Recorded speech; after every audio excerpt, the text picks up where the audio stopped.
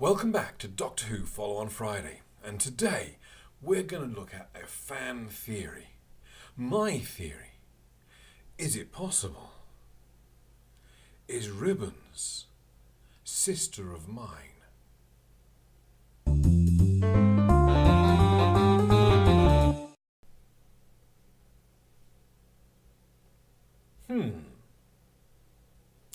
You see, I talked about this theory when we were watching It Takes You Away. The idea that the character of Ribbons, we meet in the Interzone, could actually be a returning character called Sister of Mine from the David Tennant era shows Human Nature and Family of Blood. And at the time I said it was a bit of silly fun and I didn't really think it was true. But there was enough circumstantial evidence to at least hang the idea on it. And I think that's probably where I was going to leave it. But I have been dwelling on it on the last couple of days to the point where I've actually gone and re-watched those two David Tennant episodes to see if I could spot any more parallels which would support the idea that these two characters are one and the same. For those of you who've never seen those episodes from David Tennant's era or don't remember them, the idea is that at the end of the episode, the Doctor takes the Family of Blood and locks each of them away, in some way granting them immortality, which is what they were seeking. And in the case of Sister of Mine, what he does is he locks her in a mirror. And the voiceover at the time, which comes from Brother of Mine, says he puts her into the mirror, into every mirror. And that if you ever catch a glimpse of something moving behind you when you're looking into a mirror, that is always her. And my supposition basically was that the character put into the mirror remains in the mirror still, should be in every mirror always, and that the Doctor put her in there, and that he put her in there holding her red balloon, which we see in the show and is paralleled by Ribbon's red lanterns. Let's start with a quick rundown of the characters and their features. We'll start with Ribbons, closest in the memory. He's called Ribbons of the Seven Stomachs. He is driven by trade and hunger. He has a talent with lights and created the lanterns. He is quite deceptive. He is alone. Sister of Mine was part of a family, and that was one of the most important aspects of her personality, but she has been separate from her family for some years now. If we literally take it in terms of the year she was trapped to the year of the current show, we're talking over 100 years in that time. The family have the ability to possess other bodies. They seem to have a strong sense of smell. They can take life essences and memories from the people they possess, and they seem to be associated with green light. It seems to be a big feature of their family. So at first glance, not huge similarities between them. Let's get the easy things out of the way. First of all, the name and the appearance of the character is almost completely irrelevant. We've seen the ability of the family to be able to possess other bodies. So even if the Ribbons form is not the true form of the family, it could simply be a case that Sister of Mine has been using that body, has possessed that body for some time. I would suggest she's not technically in the mirror anymore. She's moved from the mirror to the interzone. So perhaps when that happened, she found it was more dangerous than she expected and had to take another body. So I believe what's happened is that she has possessed the form of Ribbons and possibly has done for years. As for the name, well, again, we never really got a name for any of the Family of Blood except in relation to other members of the Family of Blood. That's how they spoke about each other. Father of mine, sister of mine, mother of mine. When they don't have a family to base around anymore, do they have an identity? Well, possibly Ribbons is the name that Sister of Mine has always had. Or possibly it's the name of the body that she's possessing, or possibly it's something that she has so long possessed a body that used to wear ribbons in her hair, because Lucy Cartwright used to wear ribbons in her hair, and perhaps that has just carried through to the new form that she's taken. So I don't think really name and appearance can give a for or against there, because both of those are malleable in this situation. Interesting that both characters have a strong relationship with light. In the case of Sister of Mine, the green light seems to be the essence of the family. In Ribbons' case, he has an affinity and creates light. He has something of a monopoly on light in the interzone. Now it's red now rather than green, but that might simply be an aspect of transitioning bodies, or associating with the red balloon, which is her one possession that she still carries with her. The aspect of the sense of smell that the family have and the sense of hunger that Ribbons have, they aren't the same, but again, we can see that there is a potential link there. There's a connection between those two. Sense of smell and a sense of taste, sense of hunger. I think there is enough of a relationship to say, again, not a strong connection, but I think it doesn't rule anything out. There's a very interesting thing that I spotted this time through when I was watching. The sonic screwdriver appears only once in the episode Family of Blood and Human Nature.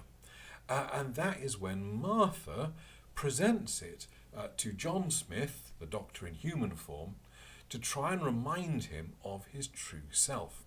And she's holding this thing out. She never uses the name sonic screwdriver in the presence of Sister of Mine, but Sister of Mine is there. The only one of the family, in fact, who is present when Martha is displaying the sonic screwdriver to John Smith at the dance. She's there trying to convince the Doctor that he's really the Doctor, and is showing the sonic, going, "You must remember this, look at this."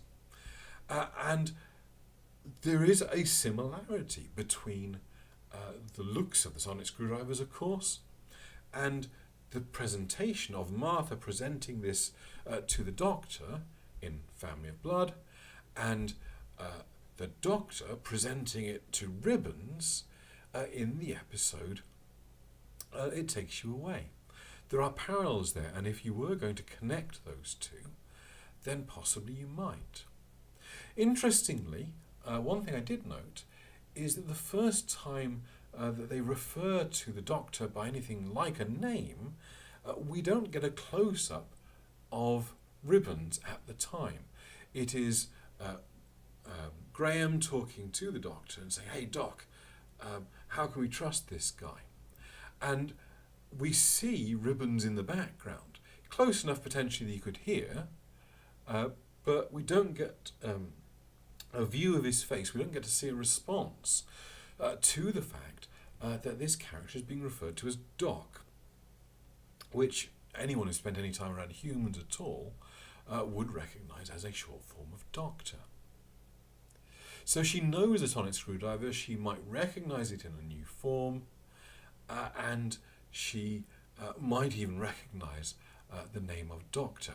And if anyone is not going to be fazed by the idea that the Doctor is in a new body, it is a body-hopping alien. So I think the reason why Ribbons suddenly gets so obsessed with the tubular is that Ribbons recognises it as a thing that was associated with the Doctor, and depriving the Doctor of this instrument might be a step towards defeating them. And beating the Doctor does rather seem to be the aim. Ribbons seems to be driven by his hunger. But if the aim of his plan is to feed the Doctor and her companions to the flesh moths, Ribbons is not going to get fed out of that. So what is he getting? He is getting the death of the Doctor. And I think that his plan here is exactly that. He does not make any effort to interact with Eric. Eric, by my reckoning, has gone through the interzone at least 3 times.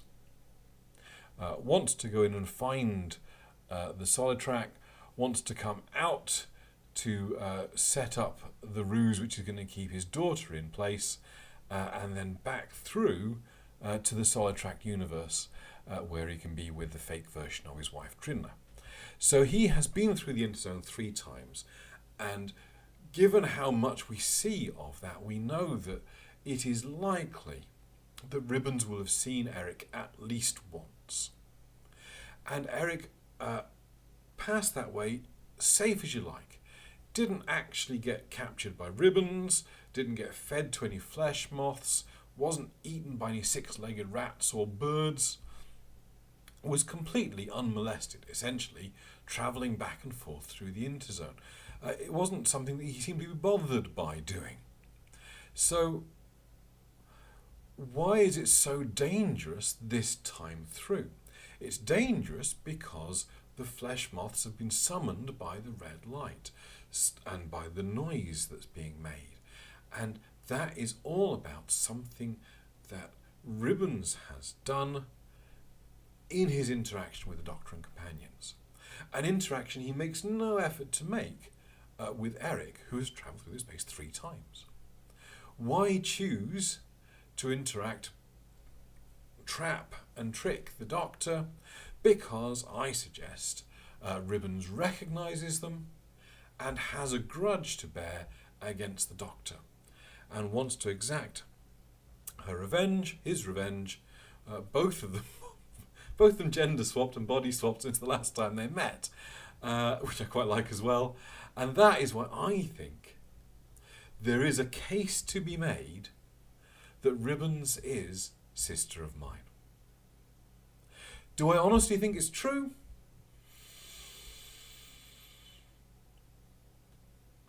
No, not really. Not really. But the parallels are there, and they are strong. And that red lantern on the end of a string has an uncanny resemblance to the balloon on a string.